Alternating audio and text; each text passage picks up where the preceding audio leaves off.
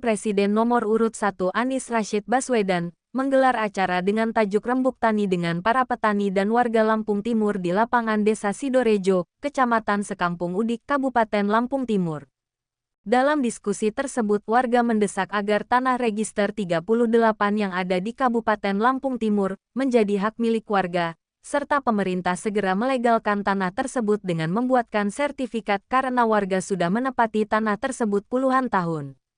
Warga meminta kejelasan dalam menempati tanah tersebut meskipun tanah tersebut merupakan tanah register 38.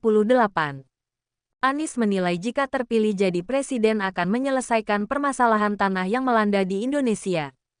Anies akan melakukan perubahan dengan kebijakan agraria menggunakan ideologi, membesarkan yang kecil tanpa mengecilkan yang besar kemudian menguatkan yang lemah tanpa melemahkan yang kuat.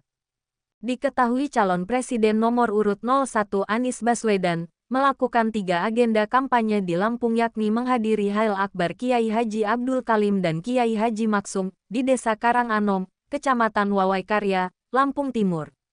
Kemudian berdialog dan mendengarkan keluhan para petani lapangan Sidorejo, Kecamatan Sekampung Udik, Lampung Timur dan memberikan pengarahan ke para saksi TPS di Kabupaten Lampung Selatan. Provinsi Lampung menjadi salah satu daerah yang menjadi perhatian dalam Pilpres 2024. Lampung merupakan provinsi dengan jumlah daftar pemilih tetap DPT terbesar ke-8 di Indonesia, yaitu sebanyak 6.539.128 pemilih. Tadi kan sempat disinggung bahwa rakyat miskin susah mendapatkan lahan, sementara ada pihak-pihak yang bisa mendapatkan ratusan hektar dengan gampang gitu. Apakah itu sindiran untuk paslon lain yang Bapak sebutkan di debat Capres ketiga atau bagaimana Pak? Atau ini memang kenyataannya di lapangan seperti itu? Ini faktanya. Faktanya kita menyaksikan mudah sekali bagi yang besar untuk bisa dapat lahan. Dipakai untuk macam-macam, kelapa sawit, apakah itu untuk hutan produksi, macam-macam. Tapi kalau yang kecil selalu ribet. Apa sih sulitnya menyelesaikan masalah ini? Bukan kemauan kok. Tidak ada yang sulit. Ini adalah tanah yang sudah digunakan puluhan tahun. Bahkan kalau sebagian bercerita mereka yang membuka lahan itu, bukan mereka, dia kakek-kakek mereka yang membuka lahan itu.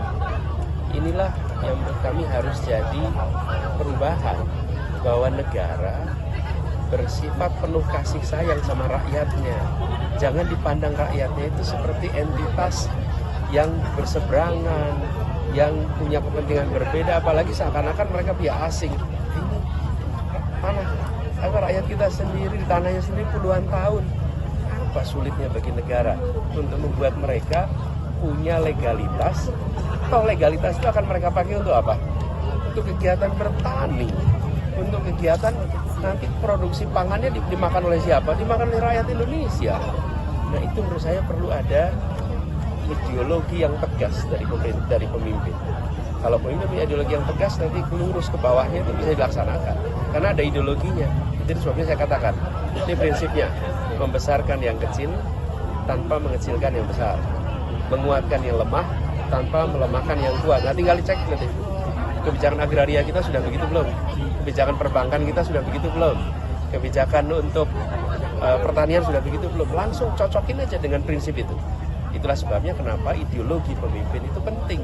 Karena ideologi itu menjadi dasar untuk pembuatan kebijakan.